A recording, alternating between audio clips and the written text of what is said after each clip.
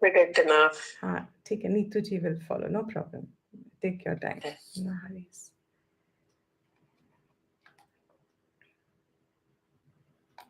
Shall I start with ji, Sadashiv? yeah. Sadashiv Samarambham Shankaracharya Madhyamam Asmadacharya Paryantam Vande Guru Paramparam Shruti Smriti Purananam Alayam Karunalayam Namami Bhagavad Pada Shankaram Lokashankaram Shankaram Shankaracharyam Keshavam Badarayanam Sutra Bhasha Kritau Vande Bhagavantau Punah Punaha.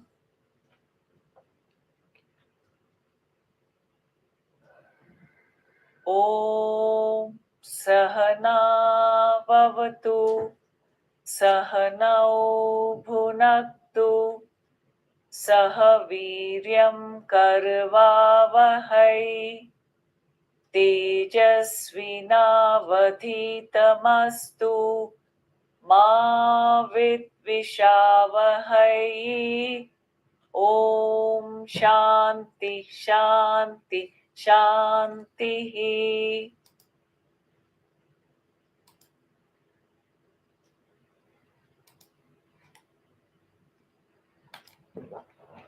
We'll do 66 to 69. Nasti buddhirayuktasya Nasti buddhirayuktasya na chayuktasya bhavana na chayuktasya bhavana na cha bhavayatah shantihi na cha bhavata na cha bhava na cha bhavayatah shantihi na cha bhavayata shantihi ashantasya kutas sukham ashantasya kutas sukham nasti buddhirayuktasya na chayuktasya bhavana nasti buddhirayuktasya na chayuktasya bhavana na cha bhavayata shantihi ashantasya kutas sukham na cha bhavayata shantihi ashantasya kutas sukham nasti buddhirayuktasya na chayuktasya bhavana na cha bhavayata shantihi ashantasya kutas sukham nasti buddhirayuktasya na chayuktasya bhavana na cha bhavayata shantihi ashantasya kutas sukham indriyanam hi charatam indriyanam hi charatam yanmanonu yanmanonu vidhiyate tadasya harati pragnam tadasya harati prajñam vayurnavamivambhasi vayurnavamivambhasi indriyanam hi charatam yanmanonu vidhiyate इन्द्रियाणाभिचरताम् यन्मनोनुविधीयते तदस्य हरति प्रज्ञां वायुर्नावमिवाम्भसि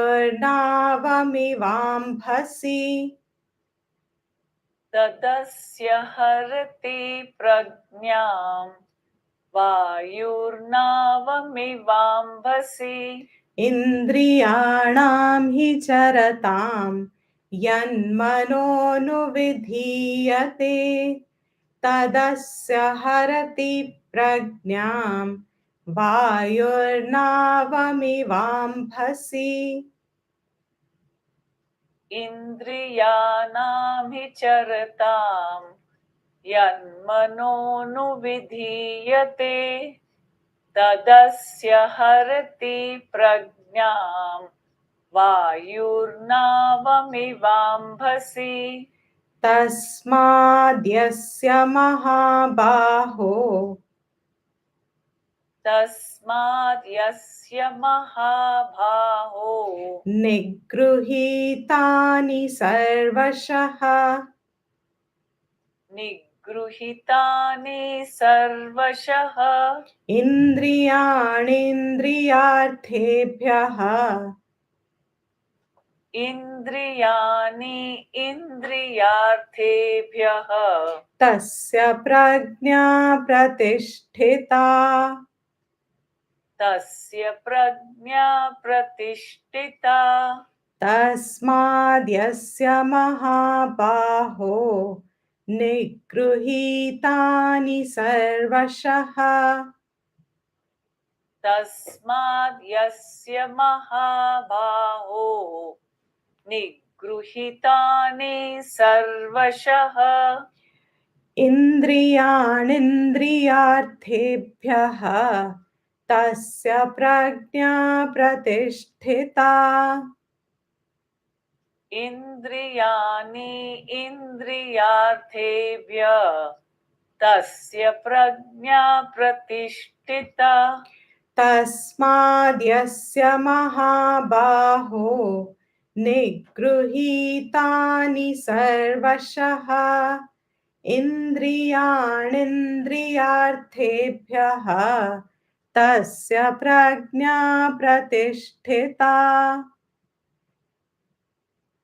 तस्माद् यस्य महाबाहो निगृहीतानि सर्वशः इन्द्रियाणीन्द्रियार्थेभ्यः तस्य प्रज्ञा प्रतिष्ठिता या निशा सर्वभूतानां या निशा सर्वभूतानां तस्यां जागर्ति संयमी तस्यां जागर्ति संयमी यस्यां जाग्रति भूतानि यस्यां जागर्ति भूतानि यस्यां जाग्रति भूतानि यस्यां जागृति भूतानि सा निशा पश्यतो मुनेः सा निशा पश्यतो मुनेः या निशा सर्वभूतानां तस्यां जागर्ति संयमी या निशा सर्वभूतानां तस्यां जागर्ति संयमी यस्यां जाग्रति भूतानि सा निशा पश्यतो मुनेः यस्यां जागृति भूतानि सा निशा पश्यतो मुनेः या निशा सर्वभूतानां तस्यां जागर्ति संयमी यस्यां जाग्रति भूतानि सा निशा पश्यतो मुनेः या निशा सर्वभूतानां तस्यां जागर्ति संयमी यस्यां जागृति भूतानि सा निशा पश्यतो मुने. Very good. Thank you. So we are seeing the importance of the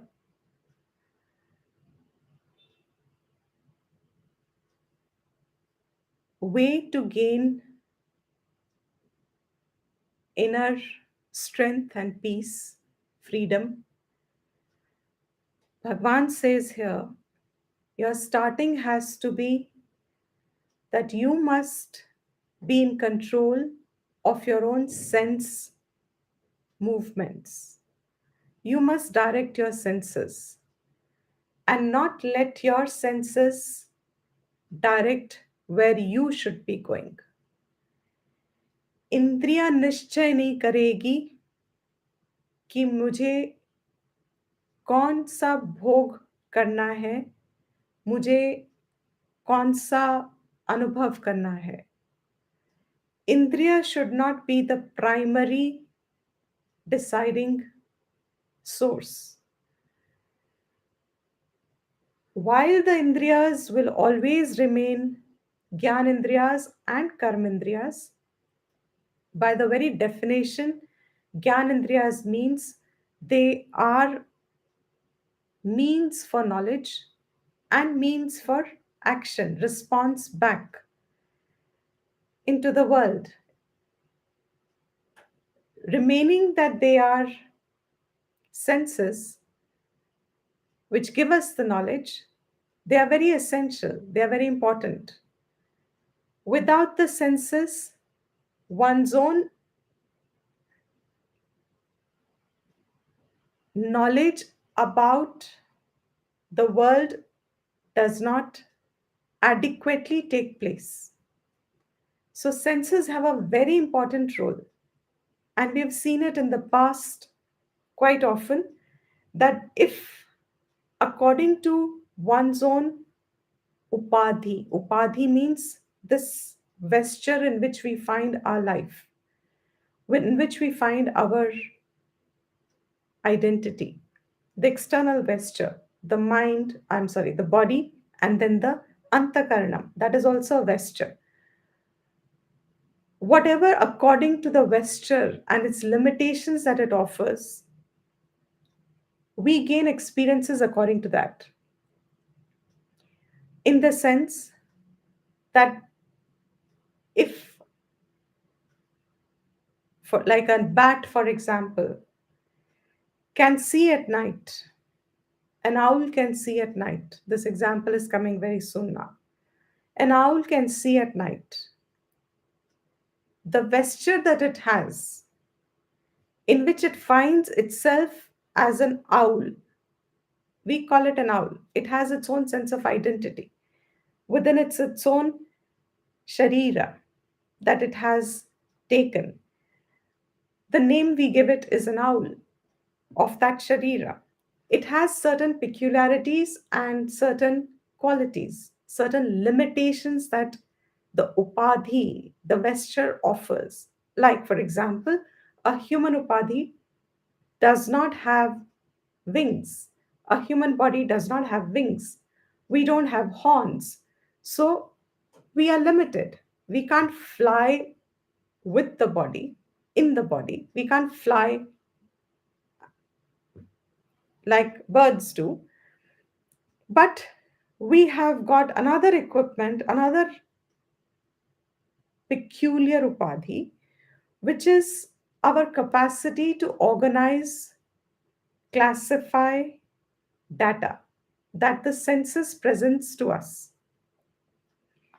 इंद्रिया के आधार पे,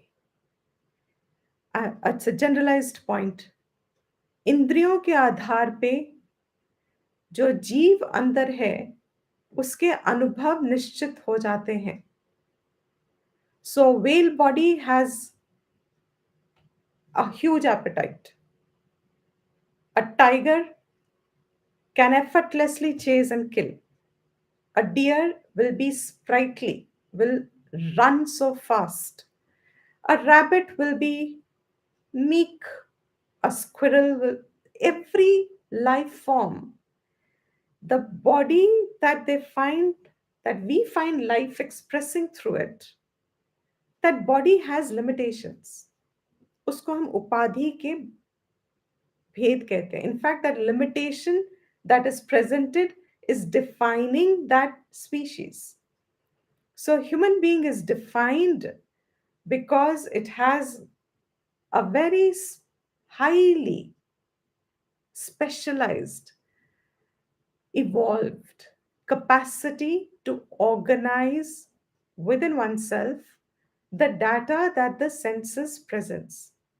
And that is how our language, our skills, our creativity, our science, everything evolves because the buddhi part of it is extremely specialized in a human upadhi. Buddhi is a faculty of a human body. Rudimentary seen below human, every form has some buddhi or the other. But in a human form, the buddhi is capable of receiving data, analyzing it, holding it, retrieving it, making correct causations, not only just anuman inference, but as our shastra says, you can do arthapatti, which means on anuman you can further have logical causational links established. Such is a quality of a human buddhi. But like a knife having two sides or edges, what is that? A knife with a sharp edge has two, two, what is that? Kahavat, something. Um, it can cut you and it can serve you. A buddhi is capable of, in a human upadhi, a buddhi alone is capable of bringing to a human being a series of experiences which are desirable to the person, which you seek, which you would enjoy. But the the wrong side of it or the flaw of it is that also in the human upadhi, where the buddhi is a faculty, in this antakaranam, mind is the one which is extremely powerful, where our identity is most quickly established. How do we identify ourselves? By associating with the faculties that we find ourselves with. So when I identify with the body, I know I'm a form, and my form, I have a gender, I have a height, I have a weight, I have a color, I have etc. etc.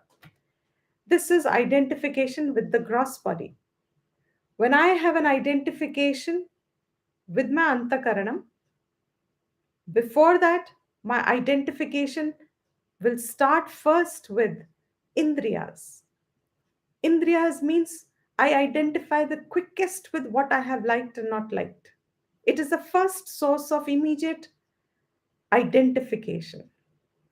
You see, when our indriyas are giving us gyan, shabda, sparsha, rupa, rasa, gandha, when we are receiving the knowledge, we may not find ourselves very alert. We may not find that it holds our attention because it doesn't seem to have in it the aspect of joy that we are trying to excuse me, that we are trying to find in the world.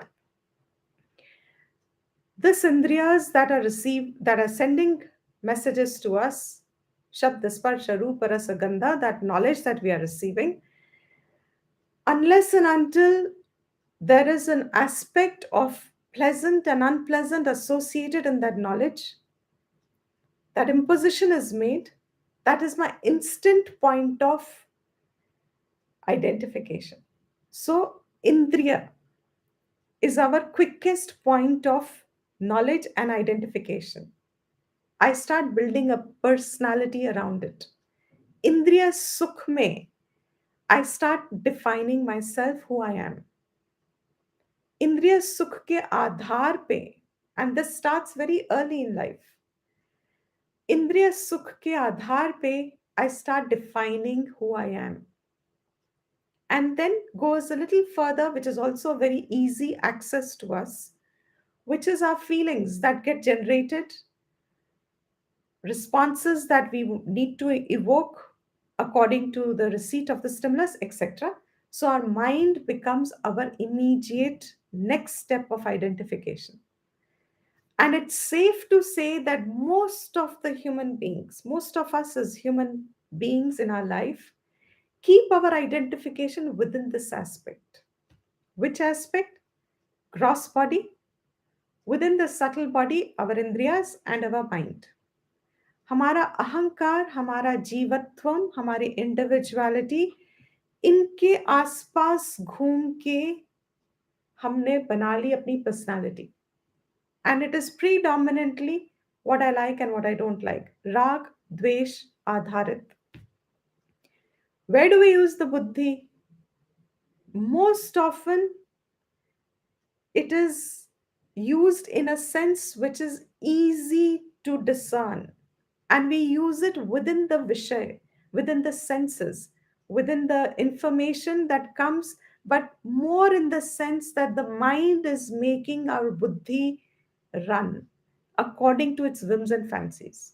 So our buddhi seems to always support, just as Arjuna's buddhi is supporting his desire not to fight the war. Excuse me. And so Shastra says here, such a life most often will find itself wanting happiness.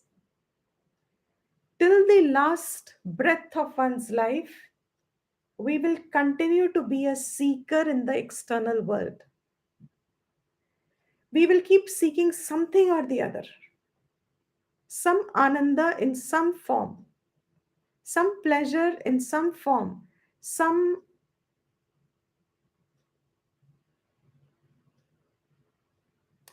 purnatvam ka feeling, but our attention is centered on senses, mind. इनके through मुझे वो पूर्णत्वम चाहिए. Senses और मन के द्वारा मुझे पूर्णत्वम का अनुभव चाहिए. As I started the class, senses के द्वारा पूर्णत्वम, is it a logical thought process or a connection or a desire?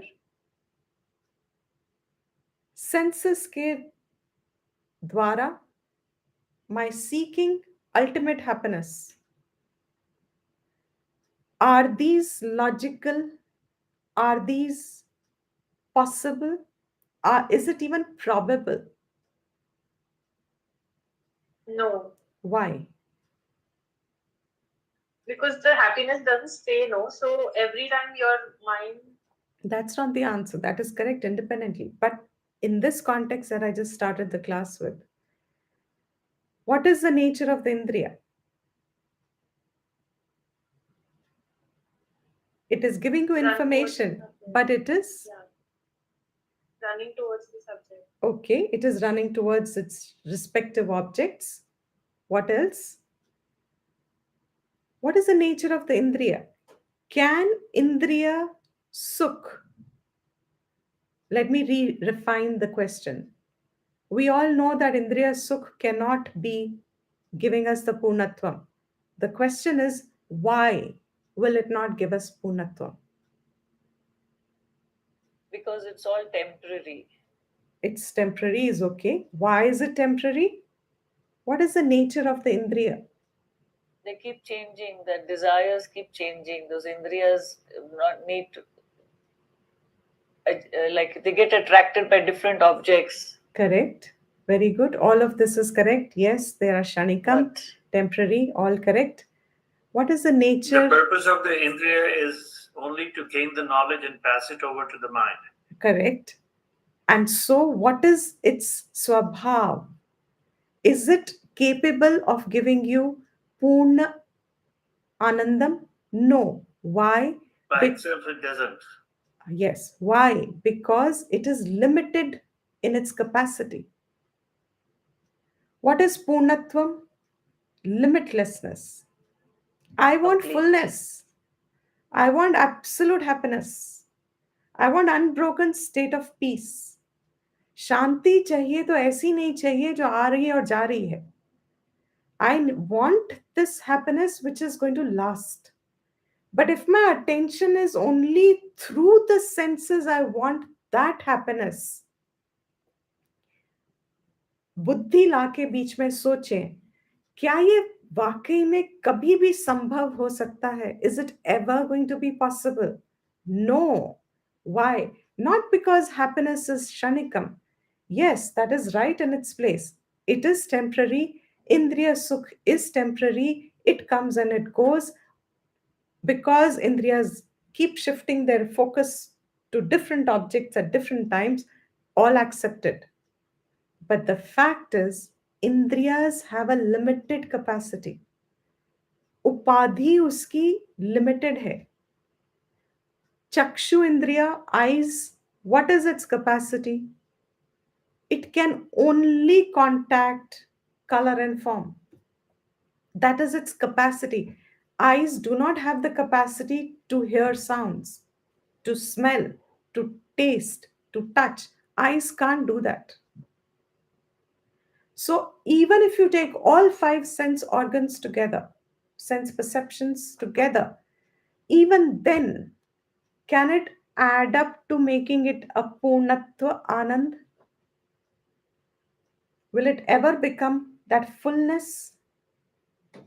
No, because by nature, these are limited adjuncts, these are limited in their capacity. A limited capacity cannot give us limitless happiness. So then how do we get the happiness from the indriya? Even if it's shanikam. Why is it that we are still always trying to discover our happiness through sense pleasures? Is it that there is absolutely no pleasure? Because if that was so, it would have been so easy. अगर इंद्रियों में बिल्कुल सुख ना होता तो बहुत आसान होता, because all of us दुख मिल मिल के we would have given up the chase of the indriyas very fast. Vairagyam would have come very quickly. But that sukh that the indriya gives us, what is the nature of that sukh?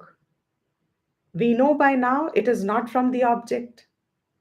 Then where is the anandam coming from? How is it experienced? Even if it is a sense pleasure, I had an ice cream, I wanted an ice cream, I had an ice cream, and I just am so happy. Nobody can take this happiness away from me. As long as I'm having my ice cream, I am in absolute heaven. I'm enjoying it thoroughly. Yeah. Where is this ice cream happiness coming from? All in the mind. Value that you gave to it. Value that you gave, correct? Because of that value, sorry, you want to say something, Megha? No, no. Because of that value that you gave to it, the desire that had built up for an ice cream had disturbed the mind. Desire is a seat of disturbance. Mujhe chahiye, mujhe chahiye, mujhe chahiye. And then I start working to fulfill the desire. This shop, it's not available here. That shop, let me go there. There is a lot of mental activity that comes from a desire, and it unsettles us. That unsettling is breaking my peace, my shanti. That desire is interrupting my shanti. रुक रुक के आवाज आती है अंदर से. Ice cream. You quieten it for some time. No, you can't. At this moment, I'm doing this work. I can't go to the shop. I can't order online. At this, just focus what you're doing. Let me work here. Let me finish this. After some time, again, how does it matter? Ice cream. Now, what has happened? Whatever little shanti you're experiencing is getting interrupted by the desire.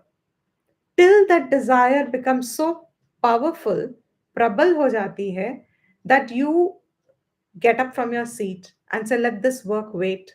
Let me go have an ice cream. Now, the minute the ice cream touches your tongue, rasa indriya is invoked.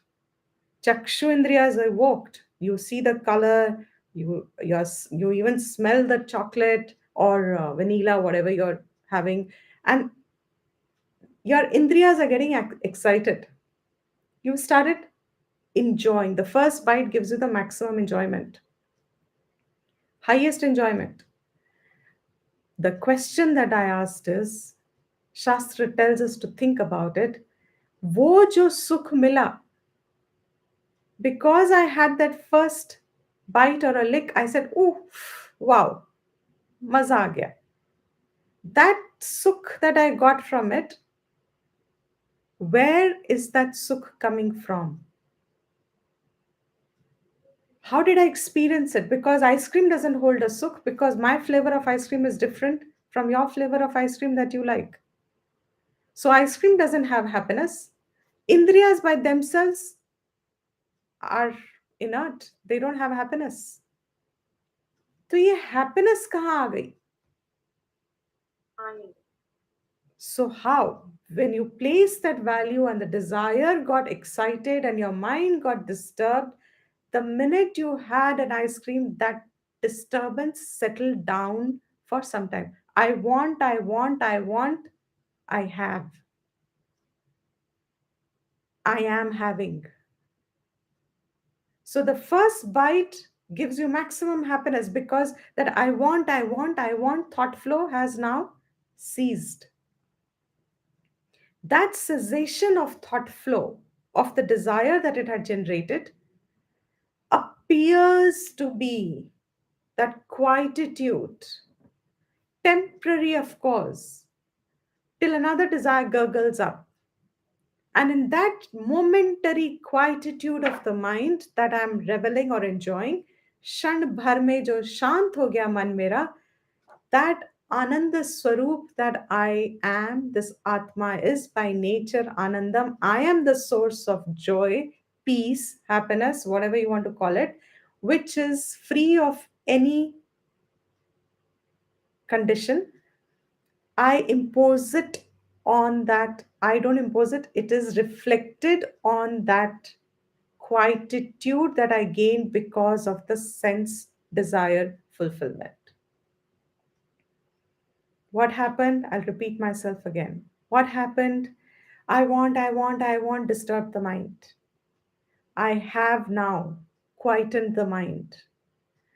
That first bite, first quietening of the mind is the maximum happiness. That happiness is actually not from the sense contact, but it is now quietening of the mind for the need of a fulfillment. And in that, the reflection, abhasarup, it is a pratibimba kind of a reflected happiness. I reflect it on that sense contact. And that then lack of thinking, my buddhi is not alert, I'm reveling in the happiness. I don't even pause and think, is this really coming from here? I have had my happiness, therefore I stop thinking. I don't need to think any further. I want happiness, I got my happiness. This he is saying here, that understand what happens, the anandam that you are superimposing on your sense contact, anandam that you're superimposing on your sense fulfillments and pleasures, that anandam is actually an abhasarup. It is a pratibimba. It is just a reflected anandam. It is not a real happiness. And that reflected Anandam means in that quiet mind, my Ananda Swarup is reflected. Mansarovar Lake is the best example I find in our to explain this point. Mansarovar. If you break the word, Manasa Sarovar. This lake, which is called Manasa Sarovar, this mind which is a Sarovar, why is that Manasa Sarovar, Man Sarovar, a pilgrimage for us? Why do we take that tough trek to go there? That Manas Sarovar, the water is so still that Kailash Parvat reflects on the water. That reflection on water, clear water, nothing needs to be done. If the water is clear, Kailash Parvat reflects clearly. You can see it. But the seeing of the Kailash Parvat in the water as the Adhishtan, as the base, water being, lake being the base, is not real. It is pratibimba. It is a reflected image. But without the original, there can be no reflection. The Kailash Parvat has to be there for the reflection to be seen on the lake. Absolutely the same way. जब मन अंतकरण शांत होता है तो this Atma Swarup shines forth, is reflected in a quiet mind. But that reflection is not the real also. That reflection that you're experiencing is indicating to the real source. आनंद का स्वरूप, आनंद का स्तोत्र क्या है, आनंद का सोर्स क्या है, उस शांति का where is it based, where is it born, where is it abiding, उत्पत्ति कहाँ है उस शांति की, कहाँ है वो शांति, अधिष्ठान क्या है, शांति कहाँ से आ रही है? अगर वो आपका स्वरूप होता ही नहीं, if you did not have it within yourself, then you would never have experienced Shanti. The seeking for it would not have been there. Because I already know somewhere, I may not recognize it, but I know what I yearn for is already known to me, experienced to me. I may not consciously know it, recognize it. But Shanti अगर मैंने कभी अनुभव ही नहीं की, I would not want it. It's like saying if I've never tasted an ice cream, I can't have a desire for it. There's no knowledge of it. I don't know it exists. The knowledge of ice cream has come. I tasted it. I got a knowledge of ice cream, and now I can develop a desire for it, which means I know Shanti. I've experienced it. And now I have a seeking for it because I seem to lose it. What is here Bhagavan telling all of us? How you have lost your Shanti. That not recognizing the source of that Shanti as Atma is called avidya. ना जानना कि मेरा आनंद स्वभाव मैं ही हूं, और इसके अलावा there is nothing else. जो मैं हूं वो उपाधि से जुड़ के मैं नहीं हूं, बिकॉज उपाधि तो छूट जाती है, शरीर छूट जाता है, मन छूट जाता है, मन बदल जाता है, बुद्धि बदल जाती है, ये मैं नहीं हूं. So then where is मैं? What am I to call as मैं? That ananda swabhav, that is always a seeking, is one's own inherent nature, changelessly available to us to recognize. But our attention means what? This individual जीवा जो आज इंद्रिय, मन और कर्म में लगा हुआ है, let me repeat, जो ये इंडिविजुअल जीवा आज इंद्रिय, इच्छा और कर्म में लगा हुआ है, वो अटेंशन वहां से हटाता ही नहीं. It is a cycle that keeps us busy because of all other reasons that we can figure another time. So he says, if you wish to recover your shanti, so there is a process.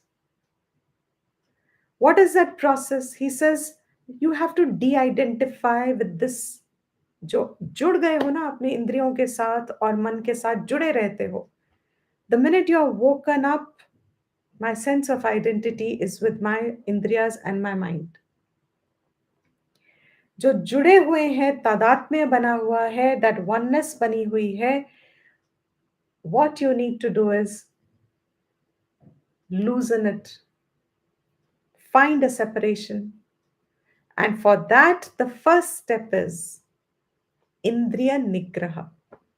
Manage your sense contact, manage the seeking of pleasures through the senses, see the flaw of it, see the incompleteness of it. And with this knowledge that actually there is no happiness there, and I am only reflecting my own happiness in it, I am the source of happiness, तो छूट जाता है वो उस पे पकड़ने की इच्छा. You can enjoy as long as it is there, but to hold it, trishna nahi banti ichha ki purti. It doesn't build itself into becoming a deep-seated want.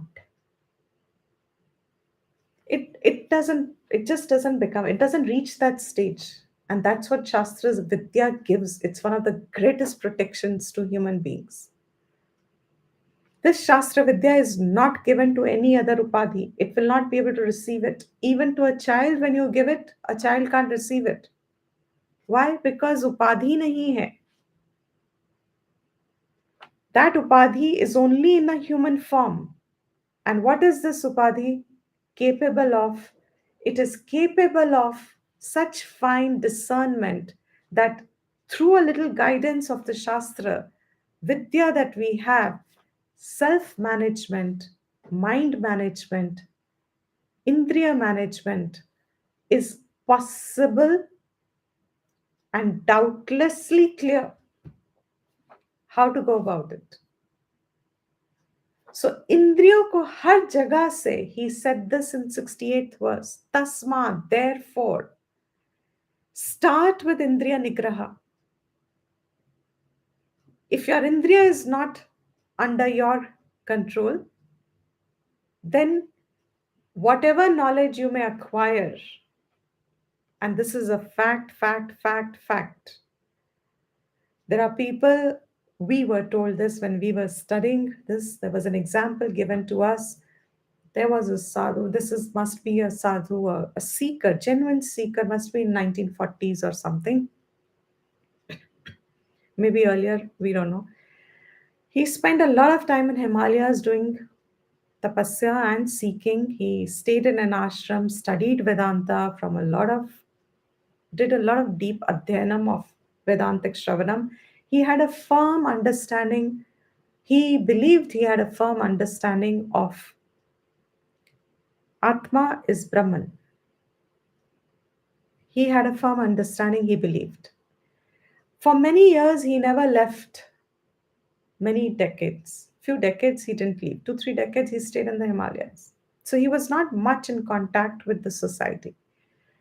A thing so happened, an occasion so arose that he had to travel, and he took a journey to Delhi station, railway station, and they had very few belongings. Something happened, and whatever little belonging he had, a part of it was stolen. The people who were with him could see.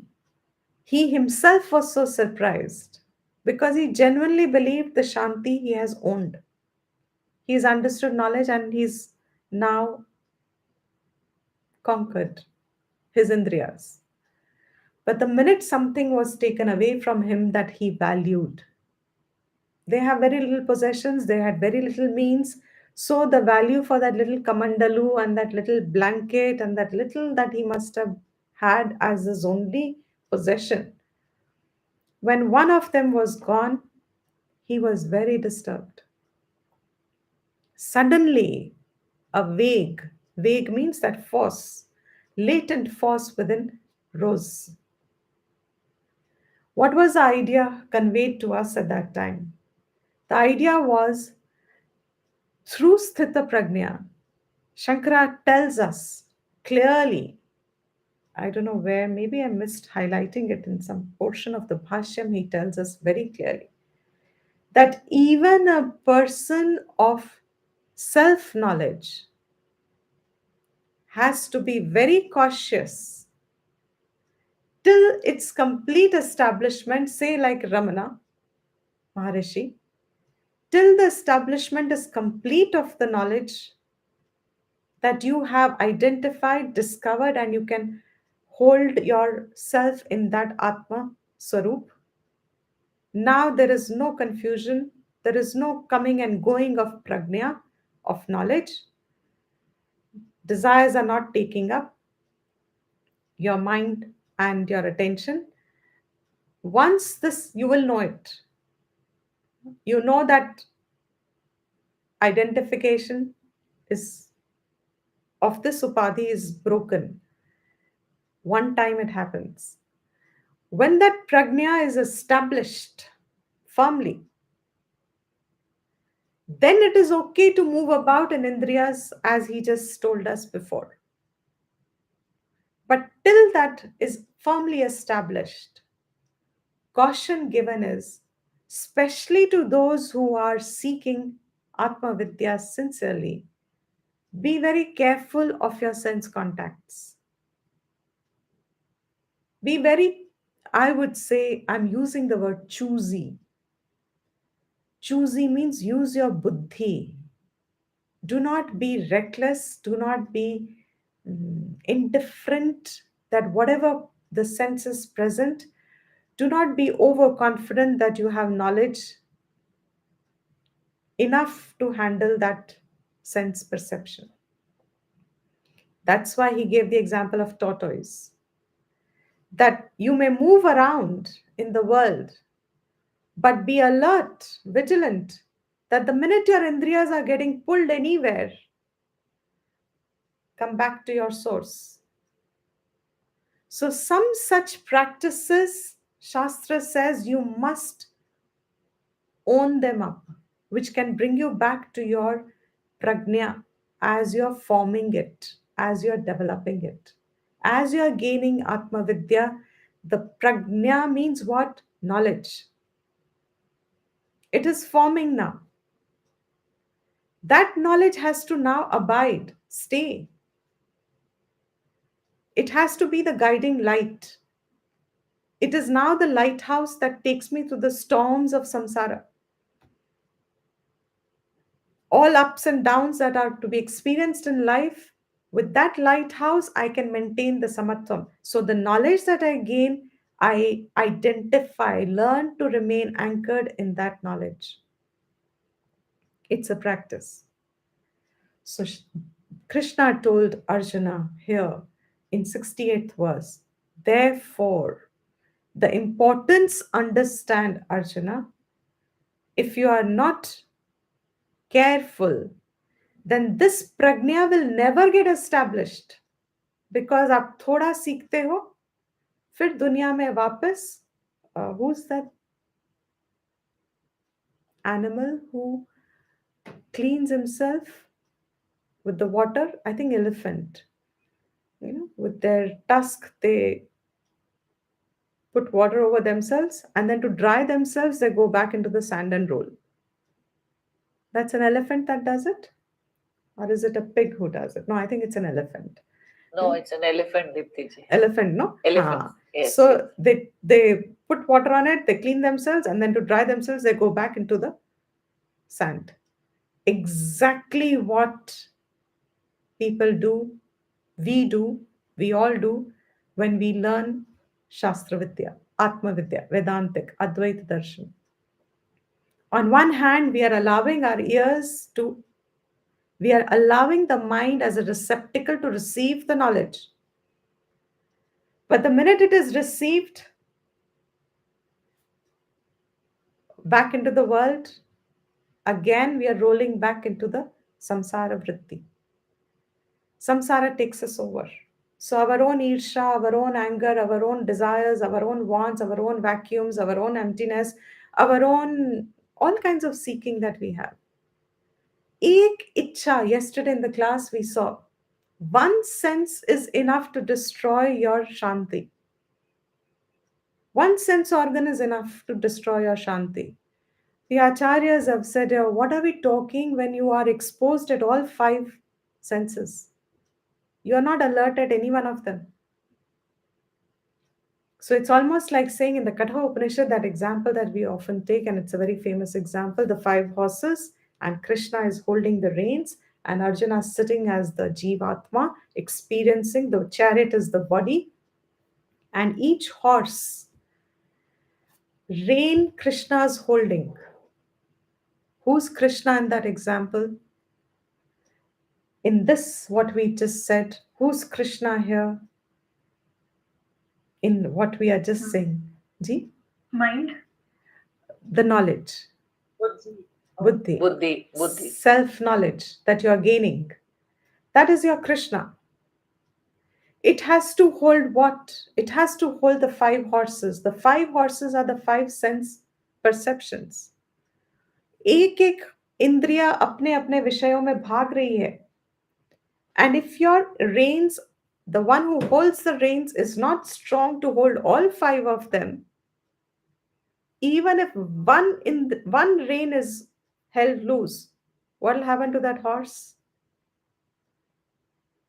It will take its own flow, momentum. It will go in its own, jahan uski marzi hai jayega. So what will happen to the rest of the four? It will weaken the other four also. It will not only weaken the four, what will happen to the chariot? It will not unstable. It will become unstable. It will become wobbly. It will become out of control. That is called samsar. That is what we are calling as samsar. Unstable, wobbly. It will go. So what will be the experience of the sitting inside the Jivatma? It's not going to be a pleasant ride. It'll be a bumpy ride and all unstable, all uncertain. You just don't know how it will get, when will this get destroyed, or you don't even know if you'll ever reach your desired destination. अपने गंतव्य तक आप पहुंचोगे कि नहीं आपको नहीं पता. Why? Because horses are not maintained.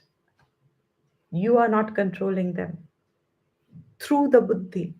And the buddhi must anchor in Atma Vidya.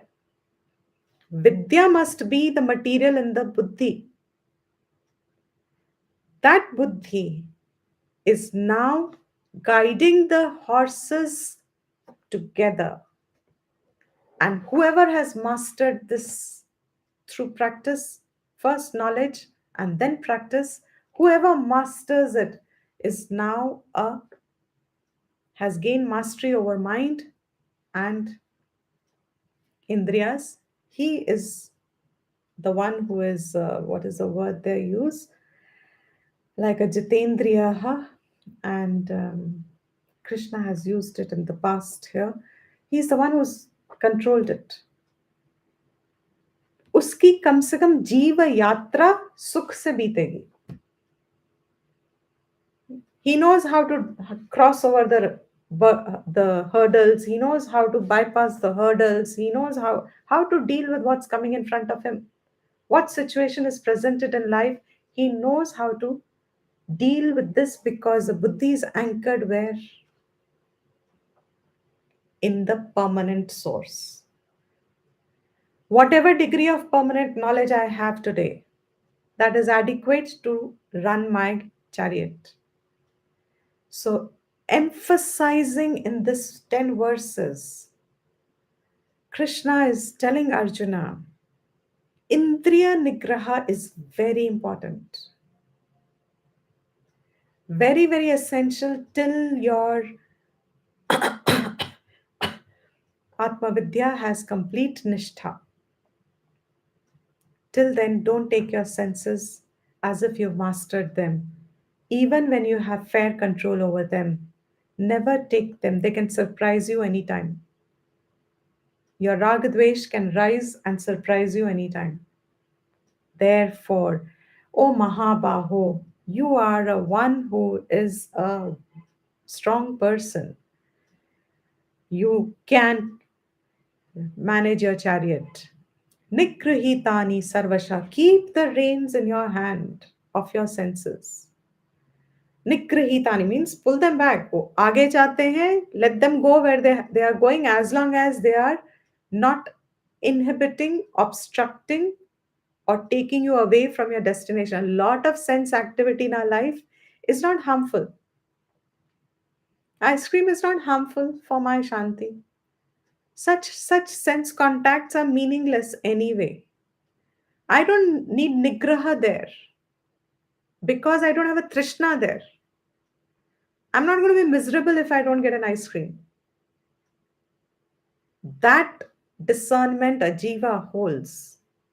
And he says, whoever has mastered this, indriyani indriyarthebhyaha nigrahitani, the one who has been able to keep the sense object in its place and indriya in its place and direct the indriya to the contact as much as is needed.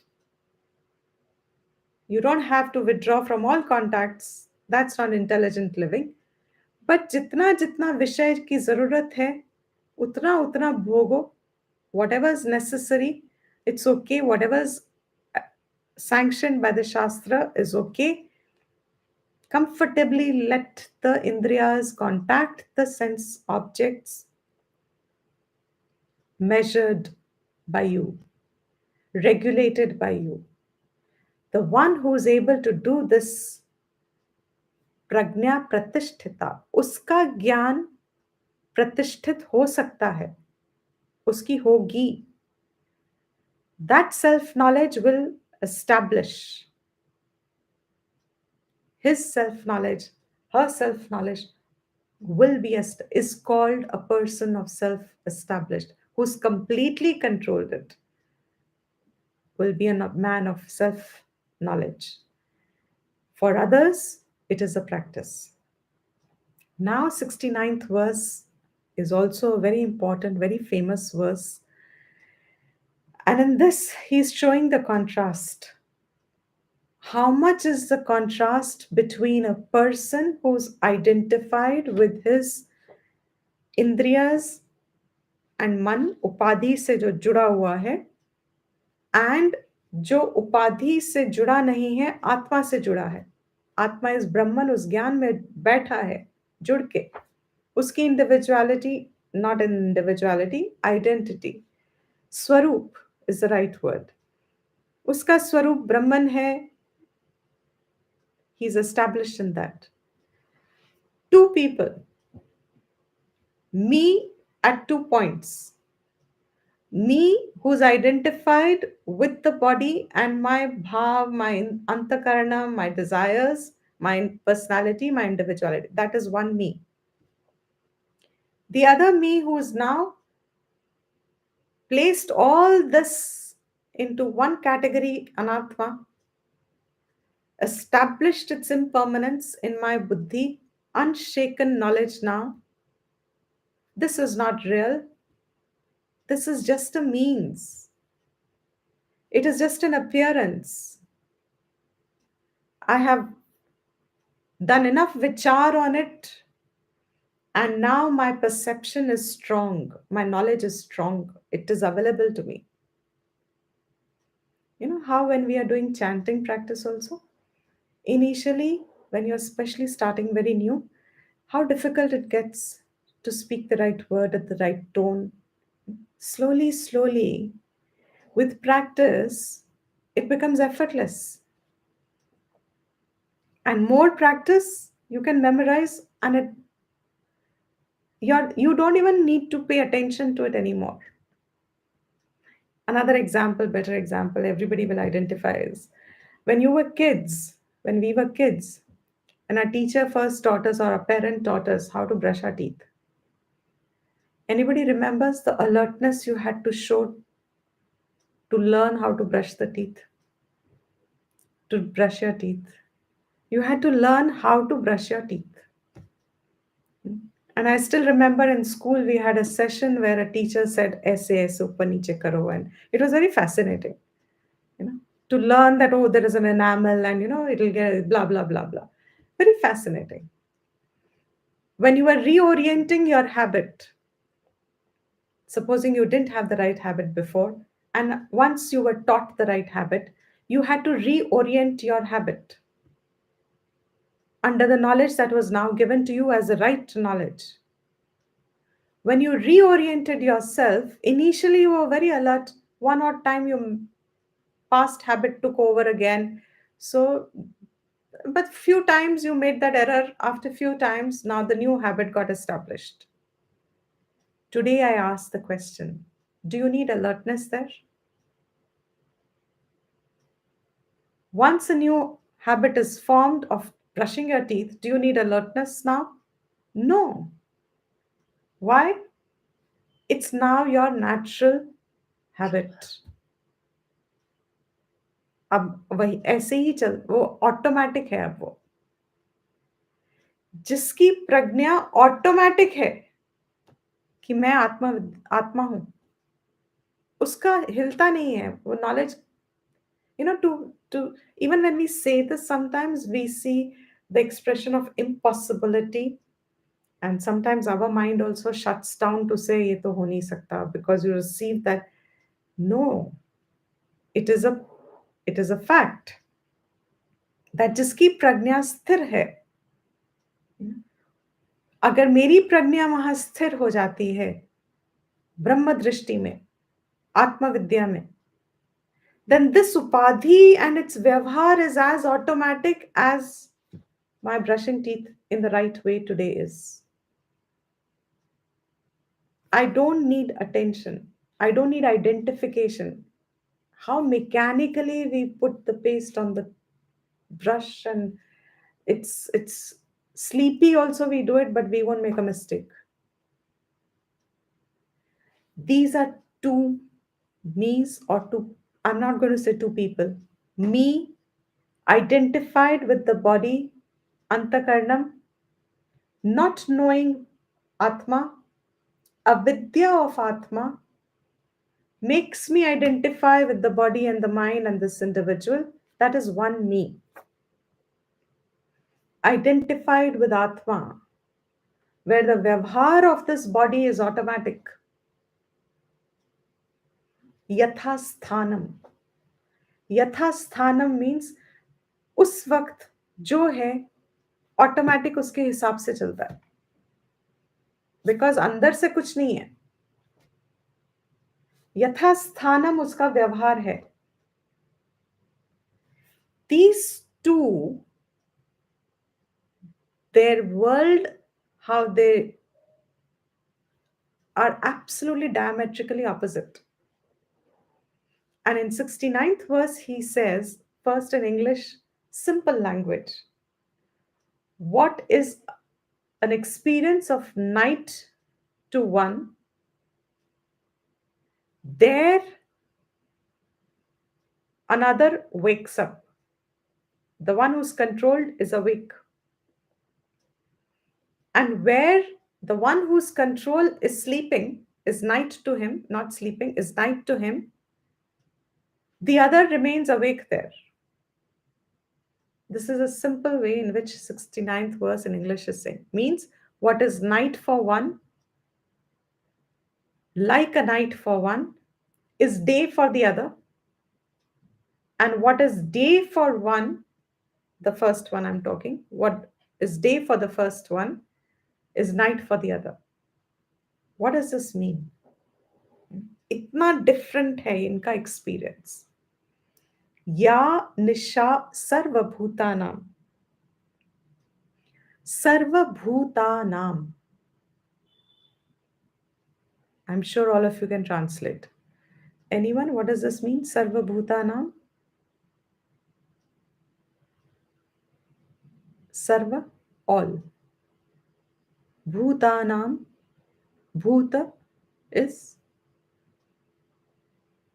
beings. All beings. All human beings. Sarva bhuta. Sab beings ka. All beings. What is all beings के लिए nisha? Nisha is night. What is night for all beings? Which means, what happens at night? You're sleeping. Sleeping as in, you are, Shankara gives very beautiful meaning here. What is night is a vivek kari.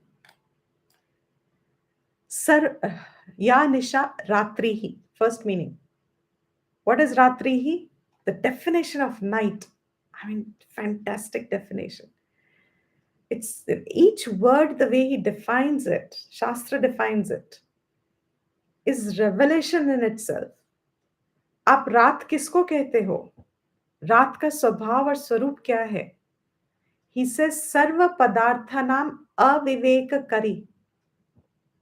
Means all the objects that are there, you cannot differentiate one from the other.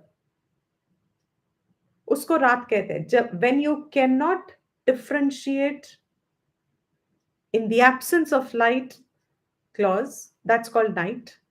Light helps you to differentiate different objects. In the absence of light is called night. And what is its characteristic? It's not just absence of light. The phalarth of that statement is, phalarth means the tatparya of that statement is, आप रात उसको कहोगे जहां आप objects को differentiate नहीं कर पा रहे. रात को you don't know where the table is, where what is, where is the glass, where is my, so you need your mobile phone first to switch on. The screen light will tell you where is what. You need some light. What is night? Sarvabhutanam means wahan pe avivek kari. Why is it avivek kari? Tamah swabhavatvat. It is of the nature of tamas, darkness. Where it is of the nature of tamas, for whom? That is ratri. Where tamas is, because of tamas, you don't discern anything. वो वाली रात्रि की अवस्था है जहां सब भूतों की. So what about it if it's tamas? You cannot know Paramartha Tattvam, which is the topic of Sthita Prajna. You cannot know because there is tamas. इंद्रिय विषयों के साथ जुड़े हैं. बुद्धि तामसिक है, means it's not working, not differentiating takes the world of senses as real. Me, when I'm identified with the body and the senses and the mind, for me, the world of objects is real. I do not doubt its reality. Not doubting also its reality means it's because Ratri hai, Antakaran mera like dark. There is no Viveka. Paramartha Tattvam, no bodh, no knowledge. Tasyam Jagarti Sanyami. There, this Sanyami remains awake. जो संयमी है, he is able to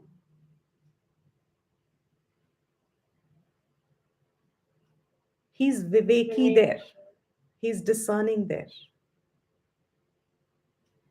Where I move into the world of objects without thinking, mindlessly,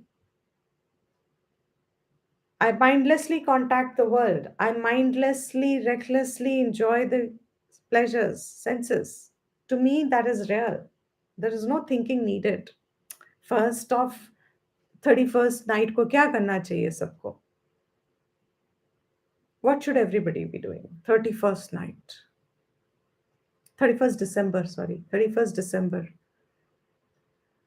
10 o'clock, 10:30, 11, 11:30, 11:45, 11:50, clubbing closer to 12. Countdown begins. 10, 9, 8, 7, 6, 5, 4, 3, 2, 1. Boom! New Year started. What should you be doing? Celebrating. इसमें क्या कुछ सोचने की बात है? जो इंद्रियों से जुड़ा है वो सोचता ही नहीं है सब. वो कहेगा इसमें क्या सोचने की बात है? 10, 9, 8, and that adrenaline starts to increase with the countdown. And what happens as a celebration? Just a few firecrackers burnt. Diwali, you burn them, it's pollution. New Year, you burn, nothing happens. The environment is very safe. Besides the point. So, what is it that we are saying here? This person, aviveka kari, he revels in these enjoyments. उसको सोचने के लिए यहाँ कुछ है नहीं. वो सोचता है यहाँ सोचना ही नहीं है. उसको वो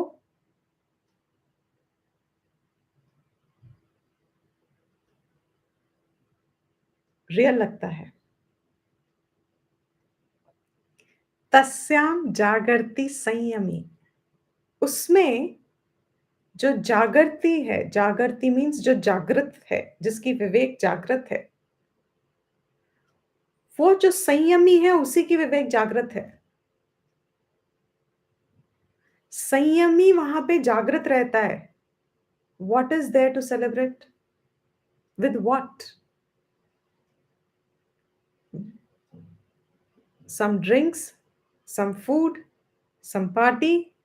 All of them will do what to your senses? They'll give you a certain pleasure, seeming pleasure. Drown in it. On first morning, actually, you wake up late with a headache, etc. Sanyami is careful over there. Yasyam Jagrati Bhutani. This example is more for this. Where all the beings are rushing, are awake, are alive in the senses. Sa nisha pashyato munehe. There, the seer, जो जागा है, जो मुनि है, he is careful. He withdraws from that. How does he withdraw? He, under his Viveka Shakti, he is not contacting them. And he understands, the one who has a knowledge, that all that this is happening, yasyam nishayam prasupta iva, he is as if sleeping. All this is swapna drishaha. The sense pleasures and the contact and all this false appearance of enjoyment, all this is swapnavat, swapna drishaha. Just as in a dream you are seeing things and they give you enjoyment sometimes, to this person, when they say he's sleeping, means he understands that all this is swapnavat. He has placed the entire realm of body, mind, senses into anatma, and that anatma is all swapnavat, like a dream. It is happening, but there is no substance to it. Who's awake? He is awake who can see this as a, a dream or a movie on a screen. So, ya nisha sarva bhutanam, where do all these people sleep? Where do we all sleep? We are all asleep to our Paramartha Tattva. Why? Because we are awake to the indriya movement, man movement, mind movement, and life experiences. To us, the world is real. This world with interactiveness seen here has a value to us and is real to us. What seems real, is real to us. To this man, it's Swapna Drishaha. To me, when I'm identified with Atma Vidya, all this Indriya Vyavhar, everything, including all relations, it is all Swapna Drishaha. But, so who are the two people? I'm repeating just in case. It's a little subtle to understand. When one is in avidya, with avidya, not in avidya, one has avidya, means absence of knowledge. That's all that avidya is. तो हमें ये सब बहुत real लगता है. And that is why the sorrow is real. The grief is real. The happiness seeking is real. I really want it. Don't you understand? We say that. If people come, sometimes it used to happen before. If someone's asking a question, you say, no, you're about to say, okay, I've understood. They'll say, you'll never understand. I'm going to say I've understood. No, no, no. Even if you say you've understood, they'll all over again say, no, no, you've not understood. This is what we mean. What does that, what looks so real to us in one state? It's like, let me give another example. What looks very real to a child when a boy loses his ball or a car and a girl loses her doll. उसको क्या दुख होता है? What looks very real to that child? That reality felt to all of us. Here, in that sense of reality, that man who's awake to Paramartha Darshan, to Sthita Prajna person, he sleeps in this reality. To him, it's Swapnavat. निशा है ये, वो जागृत विद्या में है. The light of knowledge he has. And in that light of knowledge, all this is Swapnavat.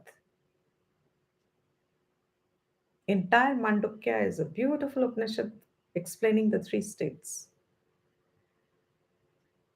It's an appearance. Snake on rope. The one who sees a rope and you say, I see a snake. The one who's identified the rope as rope, he tries his level best to tell you, Bacha, this is not a snake. डरो मत. बच्चा देखने की कोशिश करो. ये रोप है. But बच्चा डरा हुआ है. उसको तो स्नेक रियल दिख रहा है. वो कहते हैं नाना आपको नहीं पता, आपको नहीं दिख रहा होगा. Something's wrong with you. And that's the first projection that almost everybody has to face. You must be crazy. Like Krishna, Arjuna, all Kauravas are telling Krishna, you are crazy. What you're talking on a battlefield makes no sense. जहां वो जागा है, हम सोए हैं वहां पे. We can't see Atma Tattva. We can't understand Paramartha Tattva. We can never think that Brahman is my Swarupam. मेरा स्वभाव है Brahman. Even that statement puts your hair on it, horripilations. मेरा स्वभाव Brahman है. We are asleep to this statement. It does nothing to us, most often. Well, when you start paying attention, I mean horripilations, but most often it goes over our head. It's postponed for a later understanding. Abhi, tell me now what am I supposed to do?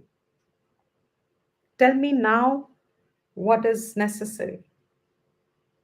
So, this person is asleep to all this vyavharik satta, vyavharik drishti.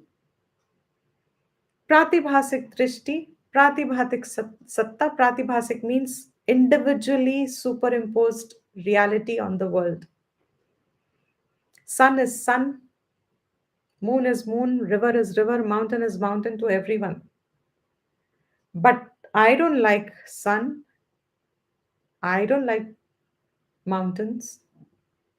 That is pratibhasik. My likes and dislikes imposed is an individual reality that I'm giving to something. That individual reality that I'm superimposing, pratibhasik satta. Both these sattas, vyavaharik, pratibhasik, to a person who's awake to Paramartha Darshan, to him both these sattas are swapna drishaha. They're not real. There's nothing to be holding here and there's nothing to fear here. There's nothing to seek here. It's an appearance. And to those who are awake here, vyavharik drishti, अभी क्या करना है?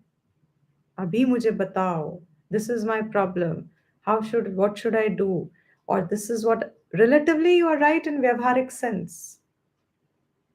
Because you're identified with the body, senses today. So that limited upadhi will give you a limited experience. Therefore, it is going to be a cause of dukkham somewhere. So you will want a solution. Correct.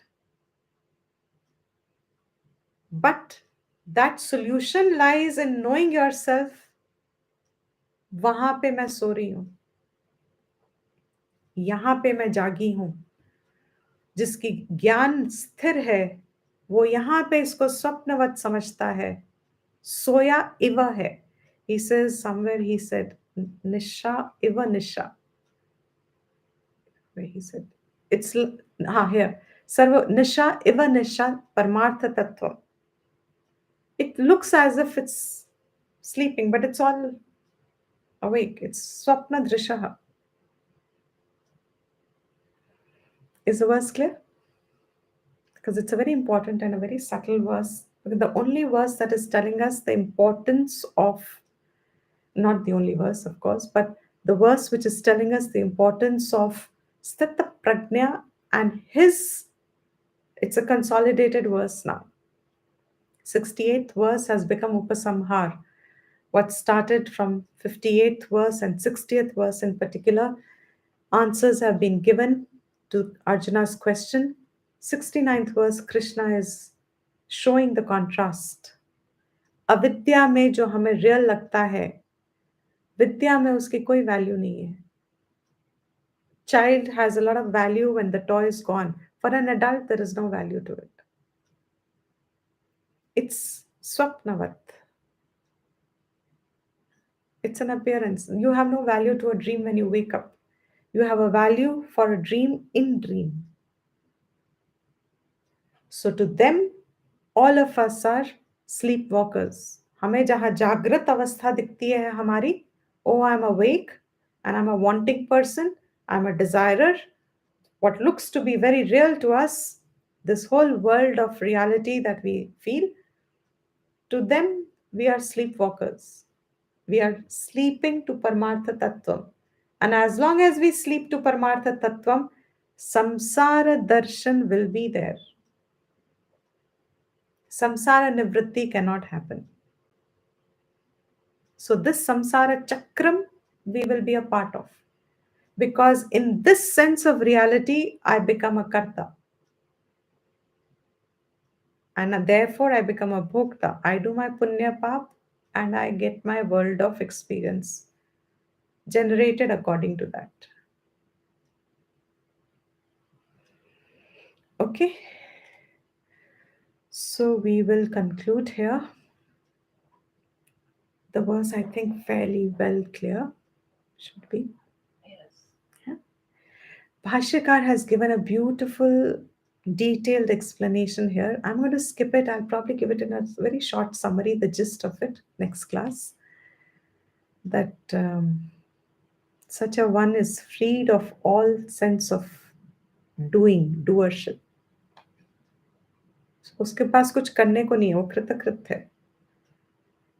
Whereas the one who is in avidya, to whom the vyavharik world is real, they will have to be cautious of karma. कर्म का अधिकार उनको है, ज्ञानी को कोई कर्म का अधिकार नहीं है. So it comes back to Arjuna. If you think you're a jnani, then you have no duty to do. But if all this is real to you, then कर्म में अधिकार है. और अगर कर्म में अधिकार है, तो कर्म तो बंधन का कारण है. और कर्म को ही ठीक से करोगे तो वो मोक्ष तक, सीढ़ी तक पहुंचाएगा. फर्स्ट स्टेप, चित्त शुद्धि का माध्यम है कर्म. Such clarity. It's fascinating. Okay. So beautifully the Shastra leads us into Atma Vidya without doubts. The only thing that can remain is our limitation of our own upadhi, which also slowly starts refining, and by constant shravanam, it shapes up. Okay, we'll end the class here. Yes. Sarvesham swastirbhavatu, Sarvesham shantirbhavatu, Sarvesham purnam bhavatu, Sarvesham mangalam bhavatu. Om sarve bhavantu sukhinah, Sarve santu niramaya, Sarve bhadrani pashyantu, Ma kaschid dukha bhag bhavet. Om shanti shanti shanti. Swasti prajabhya paripalayantam, Nyayena margen mahim mahisha, Go brahmanebhya shubhamastu nityam, Lokha samasta sukhino bhavantu, Kale varshatu parjanyaha, Prithvi Sasya Shalini Deshoyam Shobarahitaha Rahitaha Brahmana Santu Nirbhayaha.